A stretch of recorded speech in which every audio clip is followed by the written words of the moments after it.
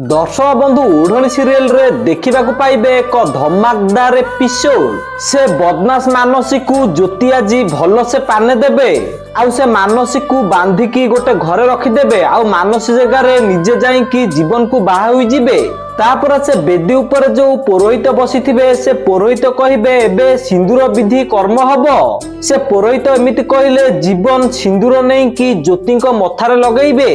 तापर से पुरोहित कहिबे एबे बर कन्या को मंगलसूत्र पिंधेइबो। से पुरोहित एमिति कहिले जीवन मंगलसूत्र नै कि ज्योति को पिंधेइबे।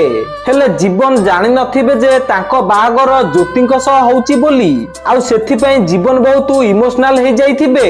आउ एपटे से बदमाश मानसी से चेयर रे बसिकी छाती पिटी होउथिबो। तो दर्शक बंधु आपण मानु कोन लागुची जीवन और ज्योतिंकर बाहागर कोन हेइ जिवो ना से मानसी आसिकी पुणी बाहागर को रोकी देबो। आपनको मतामत कोन हमको कमेंट माध्यम रे जणांतु। आ ओढ़णी सीरियल रो सब टेक्निक अपडेट सर्वप्रथम जानिबा पय वीडियो गुडा लाइक करी चैनल को सब्सक्राइब कर दियंतु।